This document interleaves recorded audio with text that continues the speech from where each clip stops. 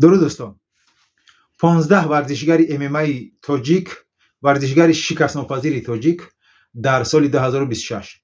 من حاضر نام‌های آنها را به شما پیشکش میکنم و شما انتخاب کنید. شما از این 15 ورزشکار انتخاب کنید که کدام آنها در این سال، در سال 2026 یا که تماما شکست‌ناپذیر میمانند و یا که قهرمانی لیگ‌های عالی جهان میشوند. دوستان، من حاضر نام‌های آنها را به شما پیشکش میکنم و شما انتخاب کنید کدام آنها بهترین هست و بهترین میماند.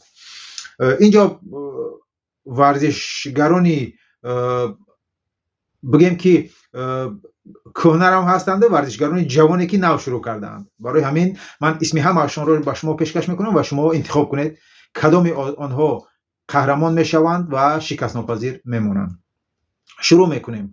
حلیم نظراللهیف 12-0، نورالله علیف 11-0، سمندر مرودوف 11-0، قاسم سرداروف 6-0، منوچهر دولتوف 6-0، اتابک رجبوف 5-0، осмонбек куканиев 5-0، محمد امین شمالوف 5-0، авлиё амирзода 5-0، محمد کبیر نظرزاده 5-0، اکرم اوزاقوف 5-0، ستار ریزویف 4-0، لطفالله صاحب نظروف 4-0، سهراب اکراموف 4-0، دیار خوشنظروف 4-0.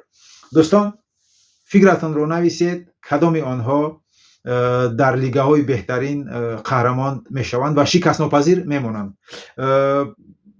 حلیم نظراللهیف بهترین است، نورالله علیف در UFC شکست‌ناپذیر است و سمندر مرودوف که خیلی وقت مسابقه نکرده است. من به نزدیکی یک ویدیوی سمندر مرودوف را دیدم که او زخم برداشته است و تبابت دارد و انشالله که به نزدیکی شاید ما او را در هشکنجه ببینیم و او خیلی کوشش دارد. سمندر مرودوف خیلی کوشش دارد که با لیگ UFC شرطنامه بندد و ما دعا میکنیم که او در این لیگ شرطنامه بندد و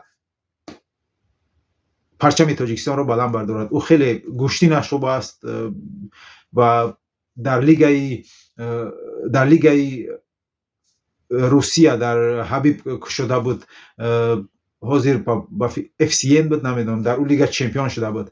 دوستان، فکرتان رو در باره ورزشکاران شکست‌ناپذیر تاجیک نویسید. اینجا جوان‌ها هم هستند که 4 مسابقه 5 مسابقه دارند و فکرتان رو نویسید کی از آنها خوب است، کی از آنها آینده خوب دارد و کی قهرمان خواهد شد. در کانال مشت تاجیکی ابونه شوید. خدا یار و یاورتان باد.